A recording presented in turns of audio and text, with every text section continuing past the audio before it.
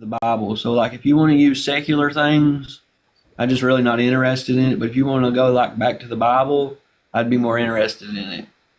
Okay, okay. Let me think about some verses that we could include. Well, I guess could I give you historical like stuff that goes along with the Bible's premises? No, here's Okay. why. I believe a lot of history is just not inspired and it's prone to error. So if you build your foundation, so if you build a foundation on error, you're only going to produce more confusion. So, but if you go back to God's word where it's inspired, you're not gonna veer off. See, that's why I think like Catholics and a lot of Protestants, they can't go back to the Bible because they built a foundation on like Martin Luther or John Calvin, and they don't want to go back to something as Christ taught from His Word. And so those, Okay, yeah. So let's look at the Torah because you know Jesus was a rabbi. Um, so the original Torah, the Messianic Jews, which was what Jesus was, he practiced with the Pharisees. He had the Nazarene outlaw for his hair.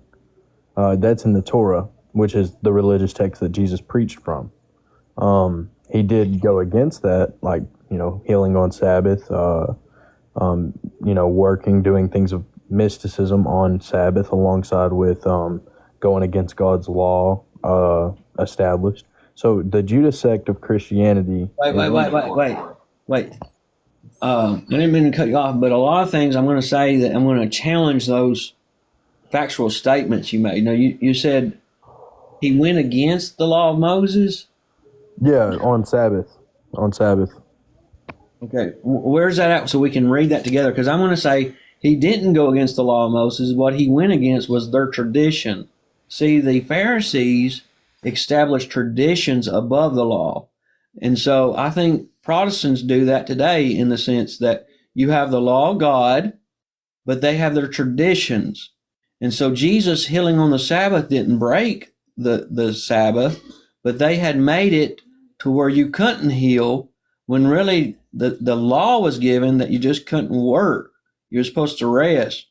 But they would Okay, go yeah, out. let's go through the Bible. Matthew Yeah. 12:1 through 2, and then go to 10. This is him breaking the law, because the law, we can't just interpret the law as being able to be broken by Jesus, because we have to recognize him as a rabbi if we're going to discuss religion.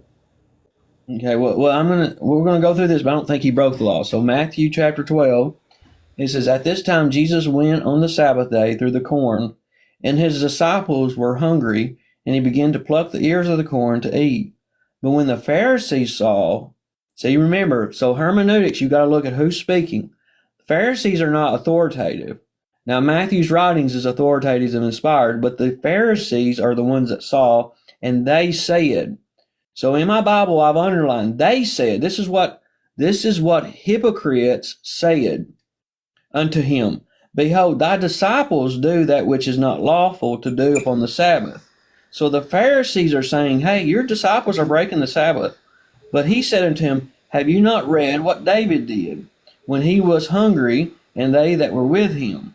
So he brings up David, okay, and he entered into the house of God and did eat the showbread, which was not lawful for him to eat. So I want to pause right there. So would you agree that David broke the Sabbath? I'd assume so if it says that he did. Okay. So but he broke it because it says he eat the bread which was not lawful for him to eat, neither for them which were with him, but only for the priest. And so did the Pharisees view David as someone special? Yeah. Yeah.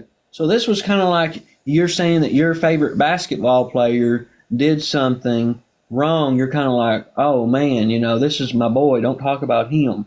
So I'm going to keep reading though. Okay. How in verse 5, "Or have you not read in the law, okay, how that on the Sabbath day the priest in the temple profane the Sabbath and are blameless? But I say unto you that in this place, in one greater than the temple. But if ye had known what this meaneth, I will have mercy and not sacrifice, you would not have condemned the guiltless." And then it goes on to say, "For the Son of Man is Lord even of the Sabbath. And when he had departed hence, he went into their synagogues." So he tells the Pharisees that they failed to apply mercy. Okay, so you say that he did not break the law because it was merciful of him to do that. Will you go to Romans 3:31? Wait, let me just look at my notes real quick before we move off, just to make sure I'm not missing Okay. anything else. Because I have a lot of notes here on it. So we also could look at Deuteronomy 23, 25. So in Deuteronomy 23:25, you have actually in the law of Moses that people were allowed to pluck from the leftover grain. Would you agree with that? Yeah. Okay. You remember how they would leave some of it for the poor people? Yeah, and some of it was sacrificed as well for fruitation of the land. Okay. And another point I want to bring up is they were inconsistent, that David violated the law in Leviticus 24, 5 through 9. And then it also states that Jesus, these are my notes, Jesus is greater than the temple. Jesus has all authority. Mercy is more important than going through the motions. One must obey as mercy is the law of God. All right, so where did you want to go to? Romans 3:31. Now, if Jesus broke the law, that means Jesus sinned, right? Sin is transgression of the law. Yeah, and then yeah, I mean you could say that. Now that's why the Judaism says that Jesus was he was a sinner. They say that he was not a prophet of God. He was not a Messiah. So what? Who said that? The Torah, and the Talmud specifically. I mean, yeah, but Okay, you have to tell me where that was. yeah, of course. Okay, but go ahead. What's your point with the Romans? And you can go ahead and have the floor. I talked a little bit, but I read what the Fine, you scripture. did. So Romans 3:31, Paul's instructing that we are to uphold the law. And then if you think that Jesus was the reasoning for us to not have to uphold the law, you should read Matthew 5:17. Okay, repeat one more what you said. You said Romans 3:31 tells us what? To uphold the law. Paul was telling them to uphold the law. Let me read it. It says, "Do we then make void the law through faith?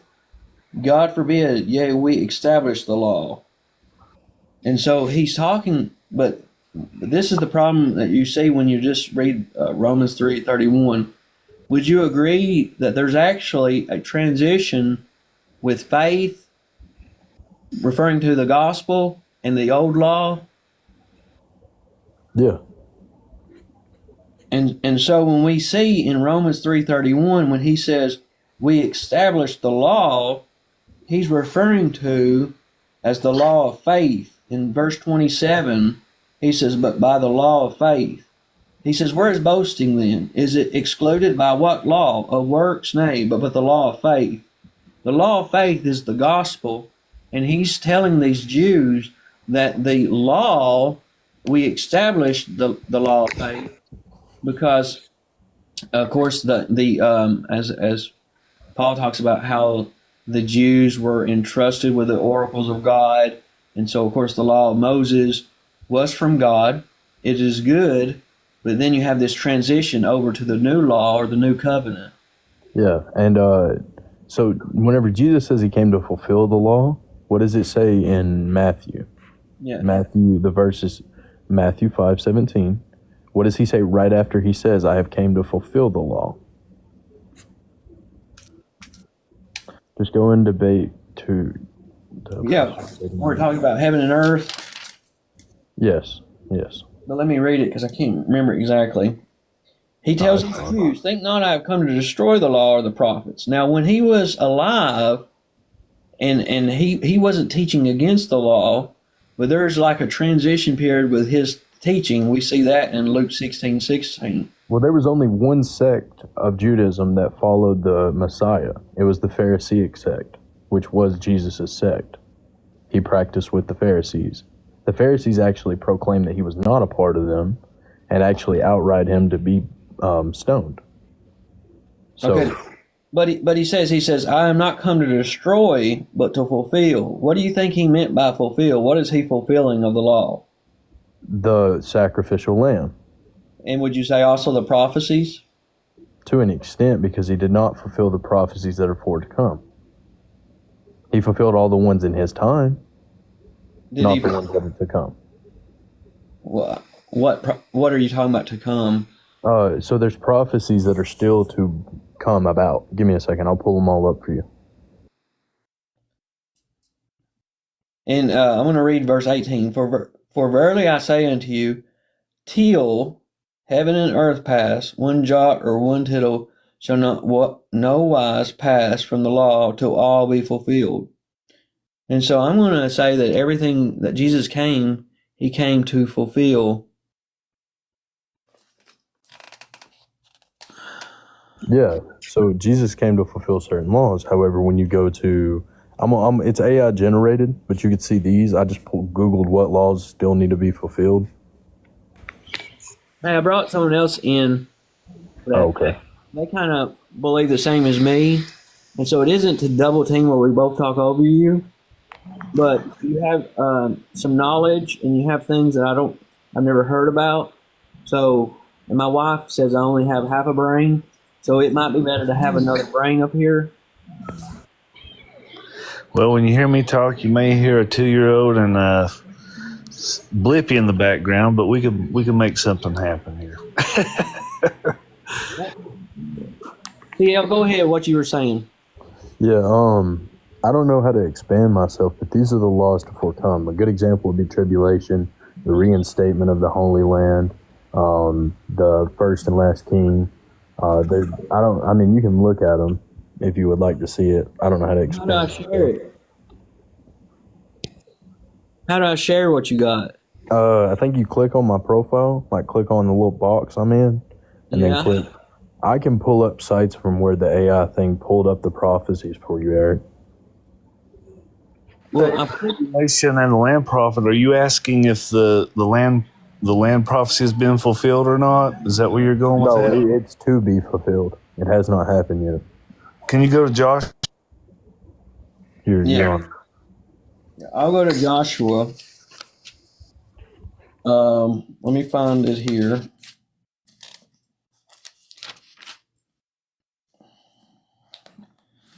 Okay, so in Joshua, maybe 43 again.